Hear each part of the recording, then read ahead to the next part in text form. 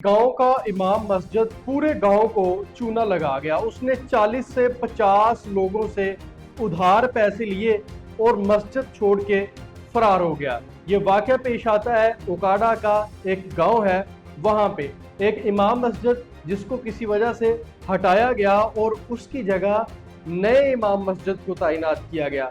अब नया इमाम मस्जिद बज़ाहिर तो बड़ा अच्छा लगता था, उसके चेहरे पे सुन्नत रसूल थी, बड़ा खूबसूरत चेहरा था और ऐसा लगता था कि ये बंदा बड़ा नेक है। अब उसका तरीका वारदात क्या था?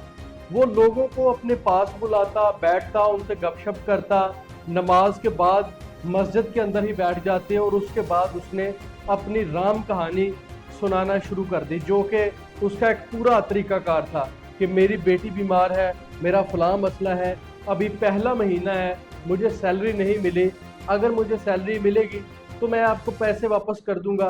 किसी से 40,000, किसी से 50,000, किसी से लाख, जितना भी कोई दे सकता था उसने दिया और जितना भी किसी से ले सकता था इमाम मस्जिद उसने लिया।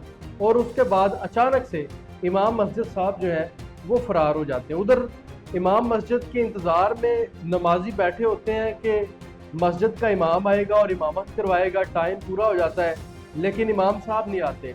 उसके बाद वहीं से कोई बंदा उठता है, वो जमात कराता है।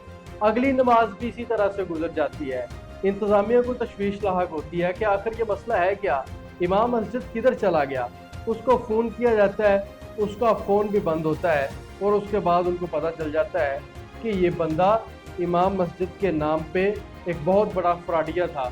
और जब पता करवाया जाता है तो इनको पता चलता है कि इससे पीछे भी, यानी कि 2-3 गांव जहां पे ये इमाम मस्जिद रह चुका था, वहां पे भी उसने इसी तरह से अपनी स्ट्रेटजी अपनाई हुई थी कि मेरे घर में बीमारी है, बच्चे बीमार हैं, पहला माह है, तनख्वाह नहीं मिली, और इस तरह से फिर तकरीबन 6 से 8 लाख रुपए का चूना लगाने के बाद इमाम साहब जो है वो फरार हो जाते हैं। आप खुद इमेजिन करें कि इमाम मसाजिद जो है वो भी अब फ्रॉडियों की शक्ल में हमें नज़र आना शुरू हो चुके हैं।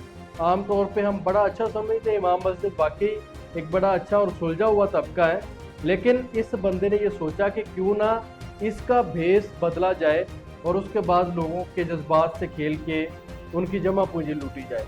बहरहाल इसके पीछे जी इंतज़ामिया एप्लीकेशन भी गुजार दी गई है और ज़राए बता रहे हैं कि बहुत जल्द इसको गिरफ्तार भी कर दिया जाएगा। बहरहाल आपकी क्या राय है? एक कमेंट बॉक्स में अपनी राय के साथ